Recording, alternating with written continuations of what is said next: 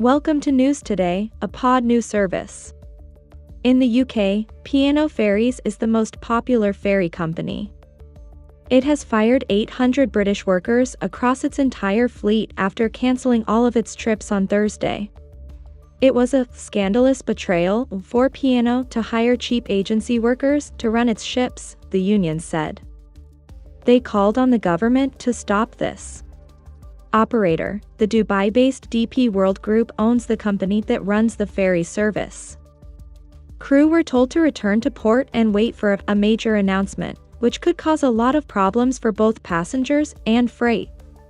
Workers on ships in Dover and Larne in Belfast were told by their unions not to leave them. Security staff were getting ready to remove the workers from their ships. In the French press, it was said that coaches with replacement agency staff from Colombia were waiting at Dover and Hull.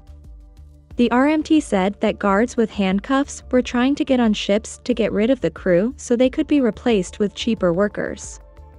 The union's general secretary, Mick Lynch, said it was seeking urgent legal action over one of the most shameful acts in the history of British industrial relations. He added, "We have instructed our members to remain on board and are demanding our members across P&O's UK operations are protected, and that the Secretary of State intervenes to save UK seafarers from the dole queue." Staff were told by video message that P&O vessels will be primarily crewed by a third-party crew provider. Your final day of employment is today. For now, it looks like ferry service won't be back for a few days, but that could change. There are many people who work for DP World. The company is owned by Dubai's sovereign wealth fund and led by Sultan Ahmed bin Sulayem, who also heads Dubai's custom authority. The group owns the London Gateway Port, which is the heart of the first of the free ports that the Chancellor, Rishi Sunak, wants to build. The government set up the first one last year. A spokesperson for P&O Ferries said it had to take a very difficult but necessary decision to secure the future viability of our business, which employs an additional 2,200 people and supports billions in trade in and out of the UK. They added, however, in its current state, P&O Ferries is not a viable business. We have made a £100 million loss year-on-year, which has been covered by our parent DP World. This is not sustainable. Our survival is dependent on making swift and significant changes now. P&O had earlier told staff, in a note posted on social media by Hull's Labour MP, Carl Turner, that it would be making a major announcement today, adding, "To facilitate this announcement, all our vessels have been asked to discharge their passengers and cargo and stand by for further instructions. This means we're expecting all our ports to experience serious disruption today." Turner said the sackings were utterly deplorable predatory practice, taking full advantage of the gap in the legislation. Labour's Shadow Transport Secretary, Louise Hay, called on the government to act, saying, "Unscrupulous employers cannot be given free rein to sack their workforce in secure jobs and replace with agency staff. The Conservative government must not give the green light to this appalling practice, and must act to secure the livelihoods of these workers."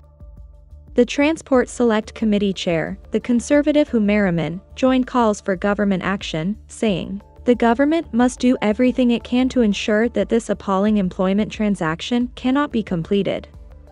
P&O is the main ferry company for the Dover-Calais crossing, which is the main sea link between the UK and Europe.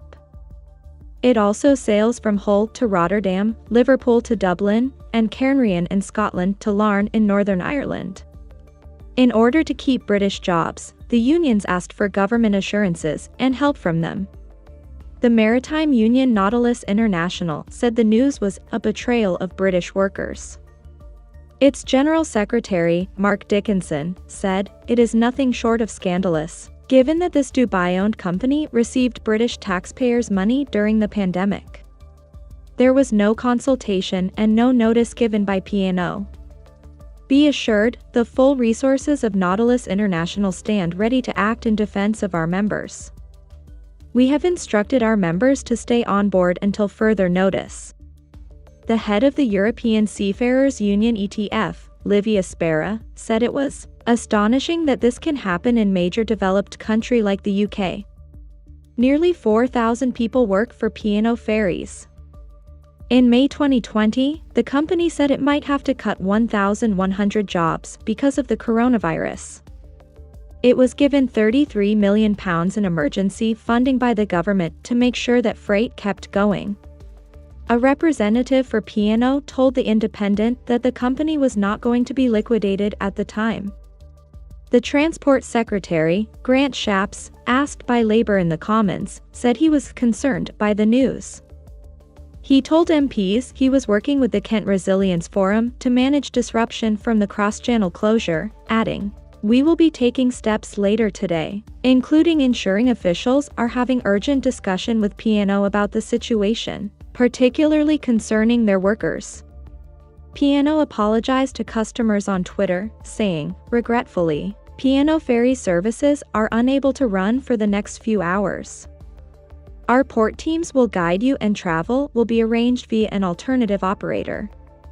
The cross-channel ferry passengers and truck drivers were supposed to be redirected to DFDS or Eurotunnel services. Because of the bad weather, they have been sent to Stena Line for people who have been crossing the Irish Sea to get there.